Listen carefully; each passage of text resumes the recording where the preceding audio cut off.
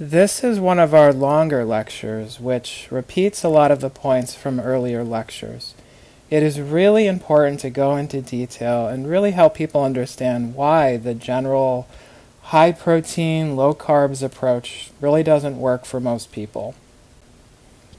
This is quite literally what everyone does coming to our clinic. They're reducing carbs, they're increasing protein.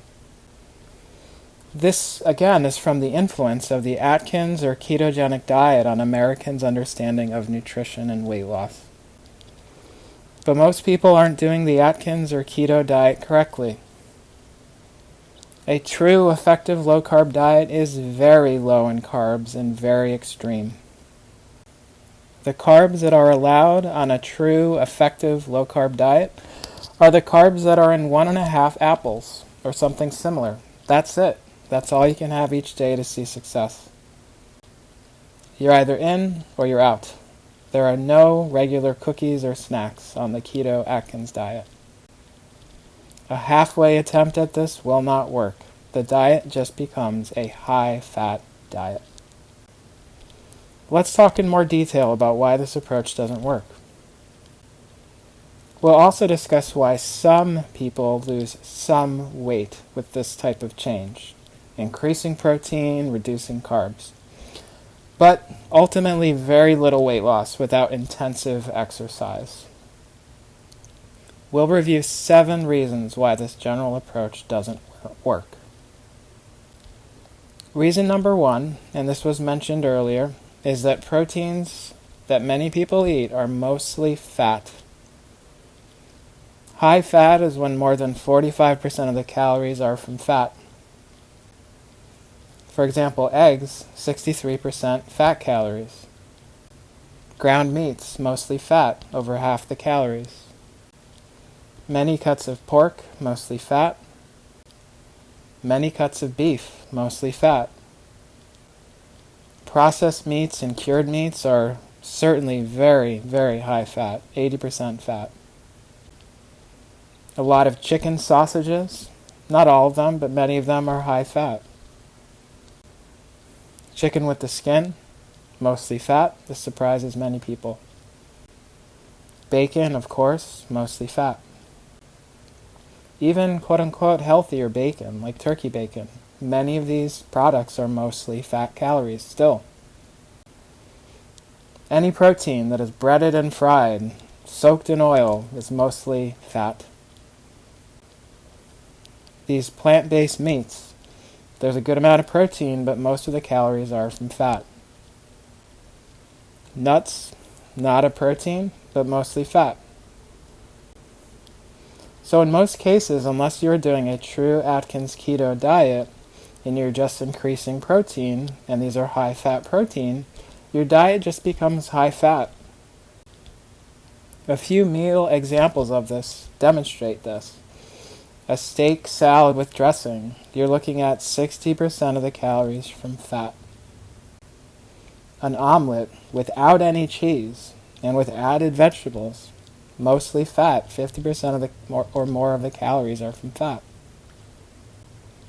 A low-carb wrap with tuna salad, mostly fat from all the mayonnaise. Reason number 2 why this approach fails, the high-protein, reduced carb approach, is that people tend to add a lot of fat to proteins, such as oils and butters. Oil and butter is all fat. Mayonnaise, aioli, mayonnaise-based sauces, lots of fat. Sour cream, 75% fat. Cheese, 80% fat. Salad dressings, they're all about 75% fat. The third reason these diets fail is that even lean proteins, those that are technically low fat, they just don't really help you lose weight. This is super duper clear from nutrition research studies. Even though they're low fat, they're somewhere between 18 and 22% fat, which is low fat, they just don't allow you to have meaningful weight loss. A classic image for weight loss, chicken on a salad. Not helpful. Studies of the paleo, DASH diet, Mediterranean diet have shown these are not effective for weight loss. And really there's no other explanation than these proteins, these lean proteins, plus the added fat that's in the diet. It doesn't allow you to lose weight. And adding fats to any protein, including lean proteins, makes it a high-fat dish or a high-fat meal. The fourth reason why these diets fail is that even if people reduce carbs, they often have enough to still run into problems. And these carbs, again, they're not really just carbs, they're mostly fat or fat plus sugar.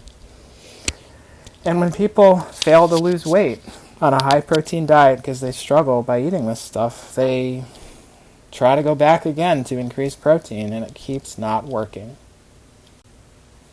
Protein, lots of protein, plus a small amount of junk foods, simply won't work.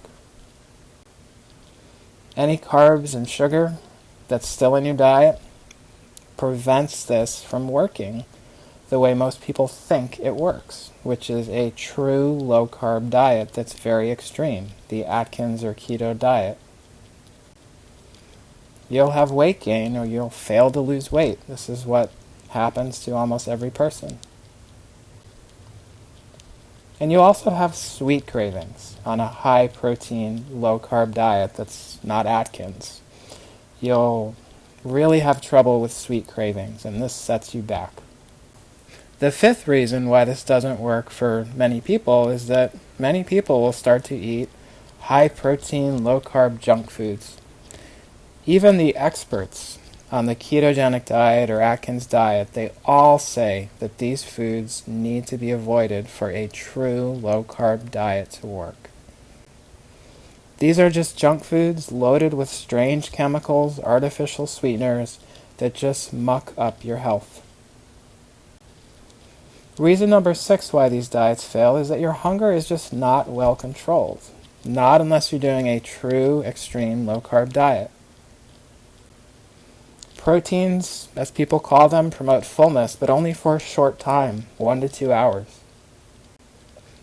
Then you're hungry again.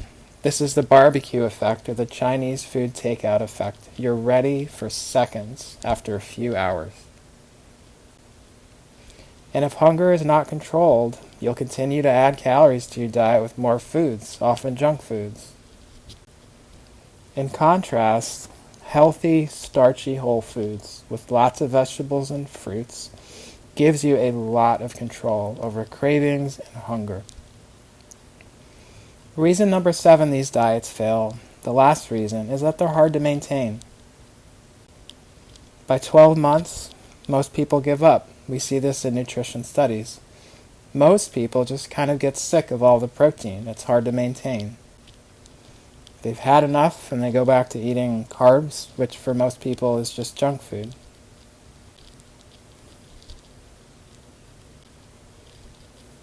Anything that you can't maintain long term won't work. Now let's talk about why some people lose some weight when they increase protein and cut out some of the carbs. The first reason this happens is that people sometimes start with a very unhealthy diet that has lots and lots of fat, lots of processed, high sugar, high fat foods, lots of restaurant meals and takeout. If you start from this place and change your diet, you have nowhere to go but down. Lower calories with any change. When these foods are reduced, you'll reduce some calories. Oil will go down, sugar will go down, and you'll get a little bit more full because you're eating more whole foods. You'll have some improvement in the quality of your diet if you go home and you start to grill chicken or make fish and eat lots of vegetables. However, the weight loss will start very, very quickly. Unless you're doing the full Atkins keto diet, which again is very extreme, the weight loss will stop. Reason number 2 why some people lose some weight is that they exercise on top of the diet. They exercise a lot. they become gym people or they exercise like athletes. But if you need to exercise to lose weight on a diet, that means the diet doesn't work. It's not an effective diet. Few people have the time to exercise this much, so people struggle. So why do so many people do this? They cut carbs and they increase protein. Why does this happen again and again? The first reason is they all think they're doing the keto Atkins diet. Indeed, a few of them probably are doing it correctly. But again, Atkins keto is an all or nothing diet. Just cutting some carbs and increasing some protein, it just won't work. The second reason many people do this is that it's easy. It's easy to just increase protein. Our food environment is full of proteins, and it's all people talk about. It's easy to make this change. Reason number 3 people do this is they think the diet works because they lose some weight with added exercise. But again, weight loss stops for all the reasons I discussed, even with added exercise for most people. Those who succeed eating like this, with a good amount of weight loss, on this high-protein diet approach, these are people that really exercise like athletes. They go to the gym all the time, they're runners, they're bikers. And very few people are able to do this much exercise. People whose lives are busy with work, with their families, they don't have enough free time and not enough motivation or energy to do this. And so this approach really puts you in a situation where you stay very stuck.